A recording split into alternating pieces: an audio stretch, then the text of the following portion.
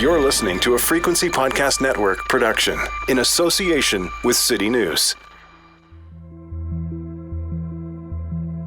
By now, most Canadians are familiar with this pattern. A natural resource company wants some land, often to build a pipeline. But that land is First Nations territory, or at least disputed territory.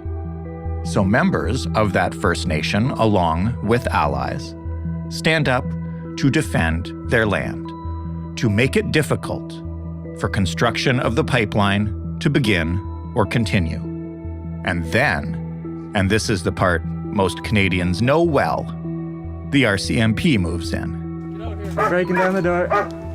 Show me hands. Get that gun off me! Get your gun off me! Lower your gun! Over the past 2+ years, the most visible example of this has been on Wet'suwet'en land in northwest British Columbia. And the most notable incident during this ongoing protest has been a raid of the camp that led to dozens of arrests, including of 2 journalists. That was last November. And over the weeks and months that followed, attention drifted elsewhere, even as the protest and arrests and surveillance continued. As is so often the case with these stories, it is once the media and public attention goes elsewhere that some of the deeper details begin to emerge. That's certainly the case here.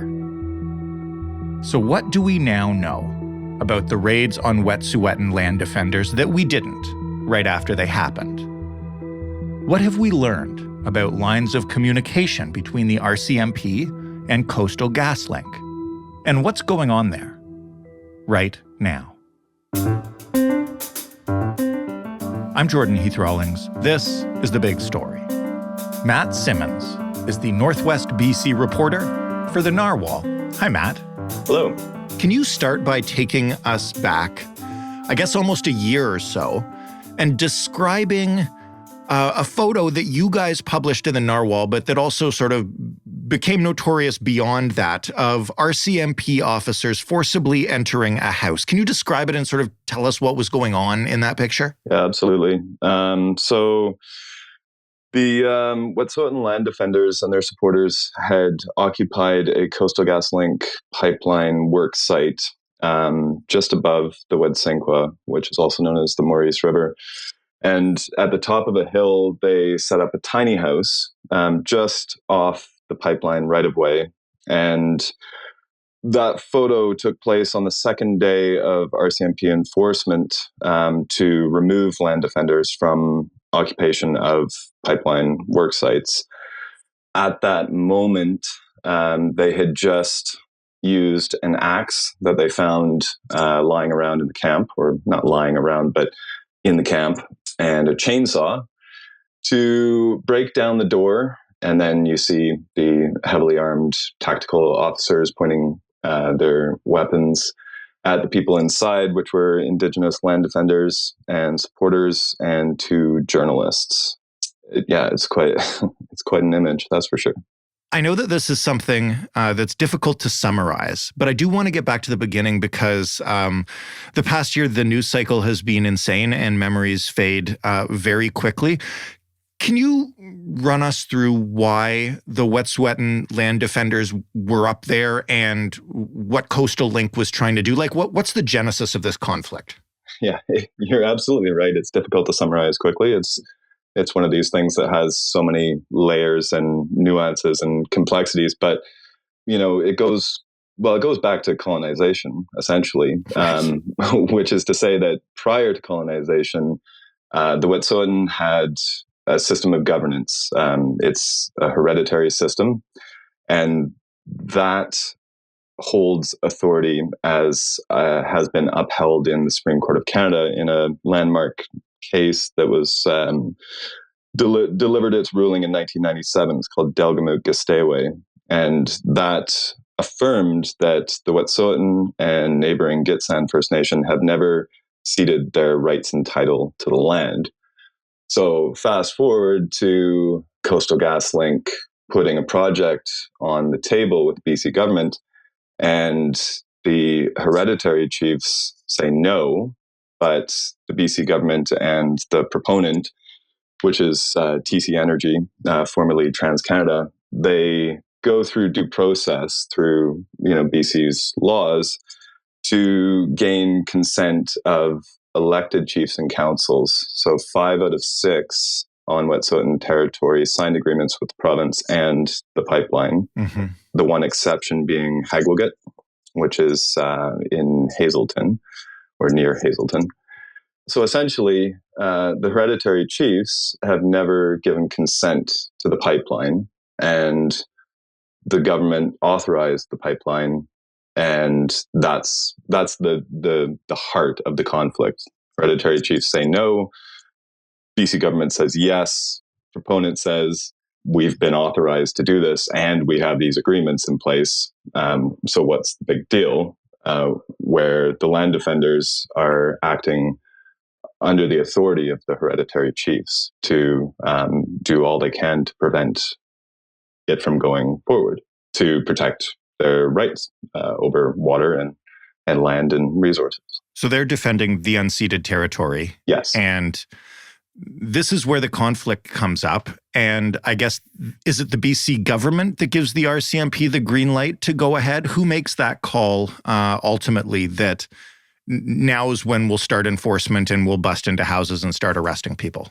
Yeah, the BC government does authorize deployment of resources, but ultimately the RCMP has discretion over when to enforce. So there's also this other layer of complexity, which is the BC Supreme Court granted an injunction against anyone impeding progress on the pipeline. And so the RCMP are acting on that authority, which is a court-ordered injunction to remove people who are blocking or impeding construction. RCMP has the discretion as to when it enforces and how it enforces, and specifically has discretion over how it conducts arrests, for example. So back to that image, the RCMP ultimately made that choice. They received authorization to deploy extra resources to do so, but they have the final say. This all happened in a span of about 2 days, and it made headlines across the country. There weren't a lot of explanations then. Tell me about your investigation over the course of the past year. What have you tried to find out and how? I guess when it first happened, as most people are probably aware, the RCMP also arrested 2 journalists who were inside the tiny house at the time of, forcing entry. So that was Amber Bracken, who was on assignment for the Narwhal, and a freelance documentary filmmaker, Michael Toledano. That really blew up in the news. Is it fair to say it blew up in a way that it might not have if it was only Indigenous land defenders being arrested by the RCMP? I think that's very fair to say, yes.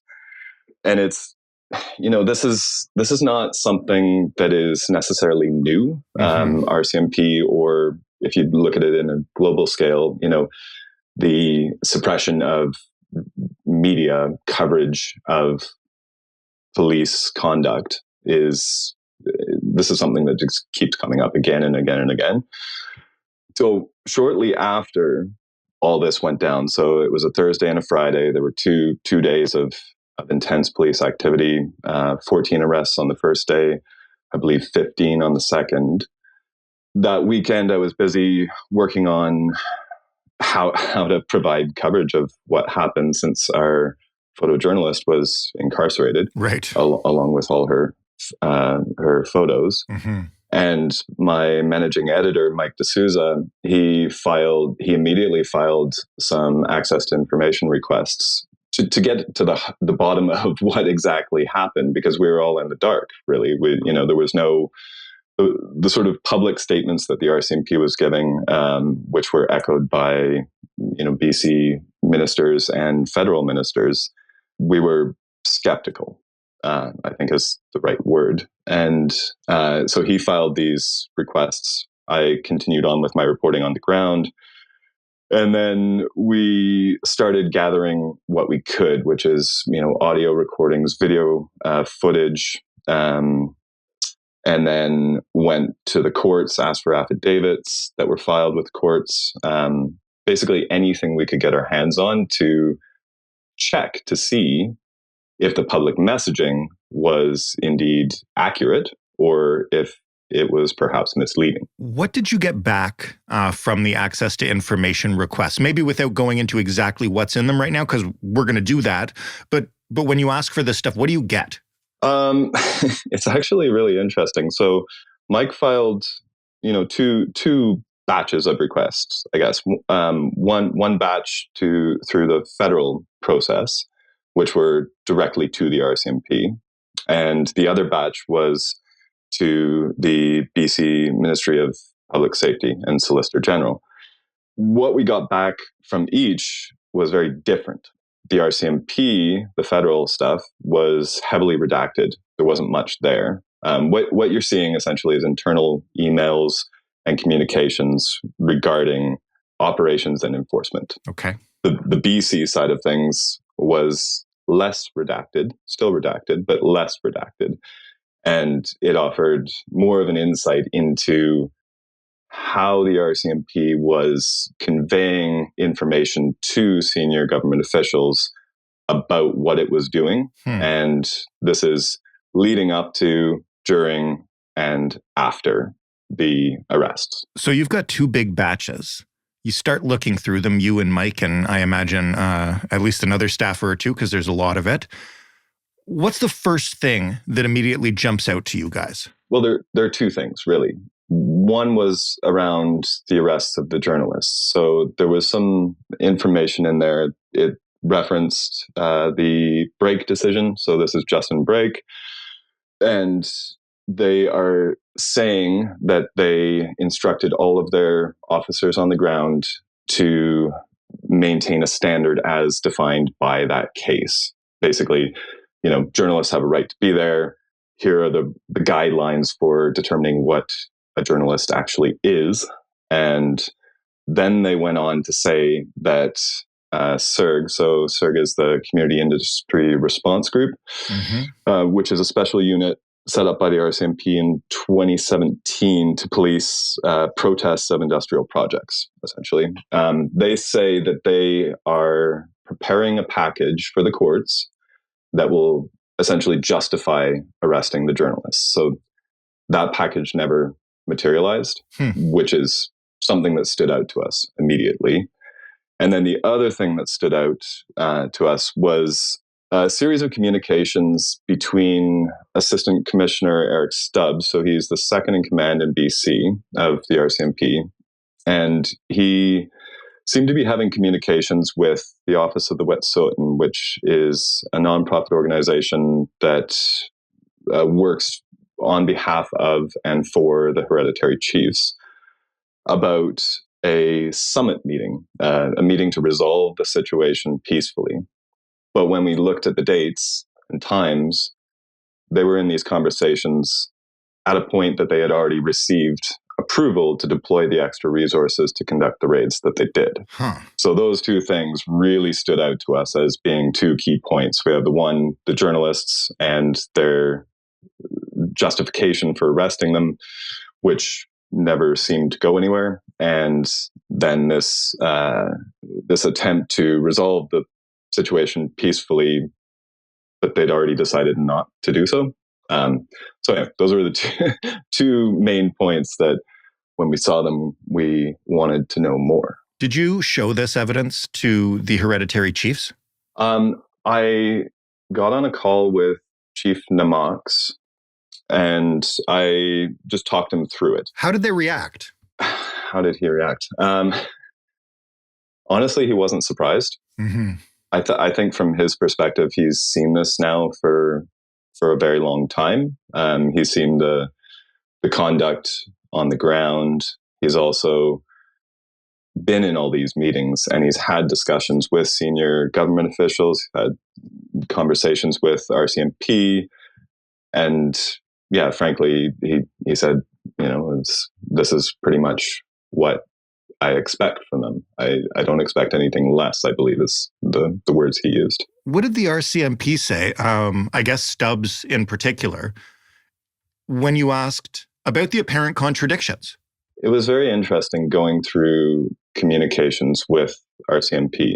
We put questions directly to Stubbs and to the gold commander of the community industry response group, but then the answers were funneled back through their media communications department.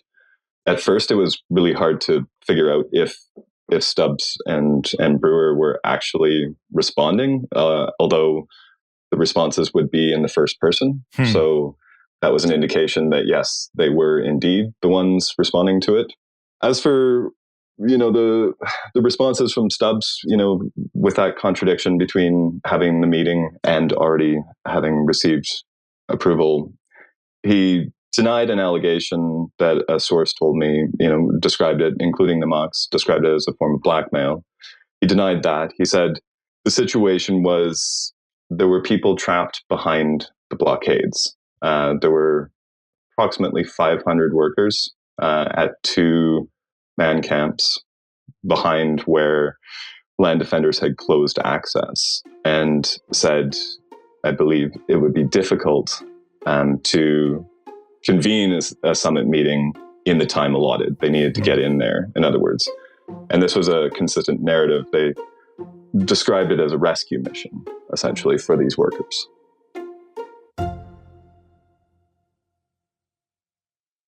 You mentioned a few minutes ago that you were also gathering recordings, videos, anything that was made sort of on the ground while those arrests were happening. What kind of stuff did you get from that? I'll give full credit to Amber Bracken here, because she had the wherewithal to start recording a voice memo on her phone, I guess, as the police were forcing entry into that tiny house. And thankfully, it just kept running until her phone eventually died. So in the first few minutes, or first 20 minutes or so, you hear her asking officers about the break decision and if they're aware of it. And they say no, they're not aware of it, which the RCMP told us that all of the officers on the ground were briefed on the break decision. So there was a bit of a contradiction there. And then later, as I understand it from listening to the audio, it's all over the place, and there's all kinds of horrible noises as her phone is presumably being packed into a bag or a box or a tote or something. But later you hear a couple of RCMP officers joking about the people they arrested and making some really horrible comments, very racist and derogatory comments about the people they arrest, and just laughing about it. It was hard to listen to, frankly. It's really hard to listen to. Did you get a chance to ask anybody through the RCMP comms department, I guess, about that? Yeah, I did ask. The response was they wanted me to provide a copy of the recording, but as per journalistic ethics guidelines, we don't provide anything we've acquired, but we offered to play it for them. I offered to get on the phone with them and play them the recordings, and then ask them to comment on it, and they declined. They said they would need a copy of the recording to cross-check it with who was on the ground. In the months since, has there been any reflection of Amber Bracken shouldn't have been arrested? Those were horrible comments made by our officers, and, we'll look for discipline. Or is the public face of this that we had to do this and we did it and that's it?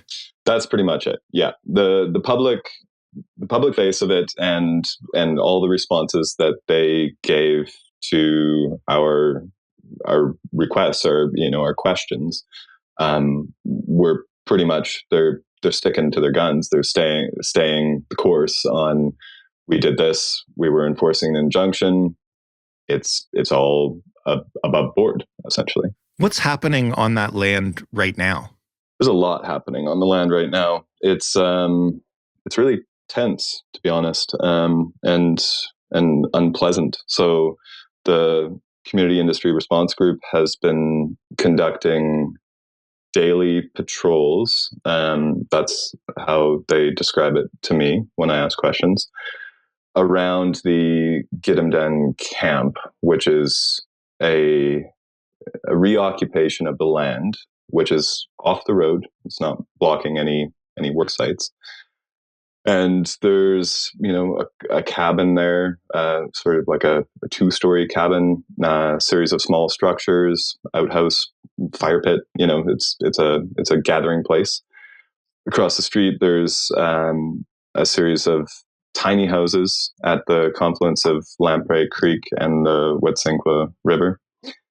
And RCMP have been going into these spaces multiple times a day. Earlier in the year, it was in the middle of the night. They come, 3, 4 in the morning. And we're talking, anywhere from 6 to 15 officers. And they come in and they walk around. They don't actually go into any of the tents or structures, but they walk through the gates. And Coastal GasLink security is also posted right outside the camps. There's usually 2 trucks sitting there. They video anyone walking on the road or being present in that area. And the land defenders and the Wet'suwet'en community members who are out there are understandably not happy about that continued presence in their territory. Yeah. So there's a lot of, there will be words exchanged and heated exchanges, and the police will go, but it's quite something. The Wet'suwet'en are currently building a feast hall right at Lamprey Creek there. And since they started building, there seems to have been an increase in RCMP presence, which I haven't been out since the feast hall.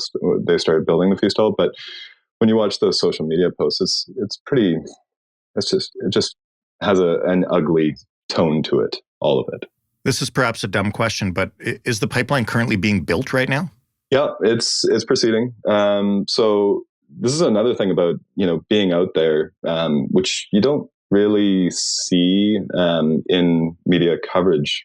This road, it's way out there. It's, I don't know, 45 minutes from the nearest town-ish, but it's like a super highway for construction. So there are constantly trucks going and heavy vehicles, equipment going back and forth from town and out to the site.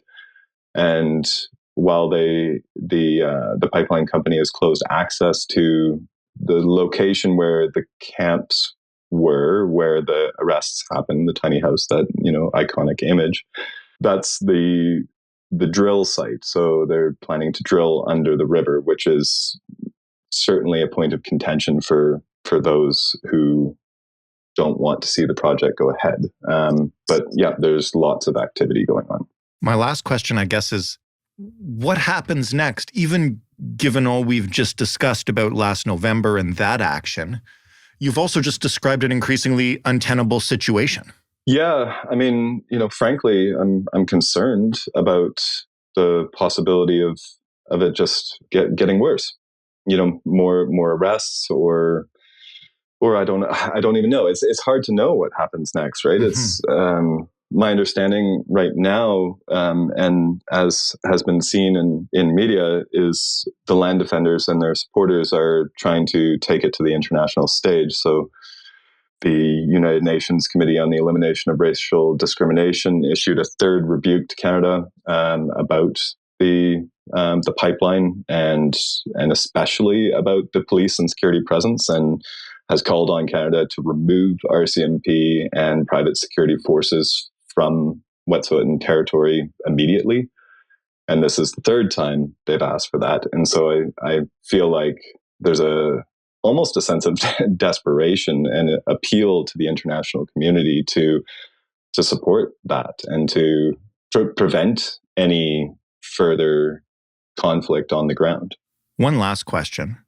Has the BC government given any indication that they're willing to step up and help find a conclusion, if not to tell the RCMP to back down? Like, what are they saying about this? It's been quite some time now. They are surprisingly tight-lipped about it, to be honest. So I also, always submit questions to, for example, the likes of the Ministry of Public Safety and Solicitor General. And those questions that I ask are rarely answered directly, if at all. And whenever I press for answers or follow up with extra questions based on their responses, I'm often met with we've said all we can say about this. I know there are people within the BC government who continue to speak with the hereditary chiefs, but my understanding is the hereditary chiefs don't really see it as a good faith process without first removing the RCMP from the territory. I mean, can't blame them for that. No. Matt, thank you so much for explaining this to us and our listeners. I think a lot of us probably didn't have an idea of just how tense it still was there, and we'll keep in touch with you guys as we go forward. Yeah, thank you for having me. Matt Simmons of the Narwhal. That was the big story. For more, including previous coverage of the Wet'suwet'en land defenders, you can head to thebigstorypodcast.ca. You can talk to us anytime on Twitter, or just follow us for fun at thebigstoryfpn. You can email us, again, for fun, or just to say nice things. The address is hello@thebigstorypodcast.ca, and you can call if you wanna and leave a voicemail, 416-935-5935. You can find this podcast in every single podcast player, including a player called Fountain, which apparently now allows you to earn minuscule amounts of Bitcoin for listening to podcasts. I want no part of that, but if you do, please earn your Bitcoin listening to The Big Story. Thank you for listening and earning Bitcoin. I'm Jordan Heath Rawlings. We'll talk tomorrow.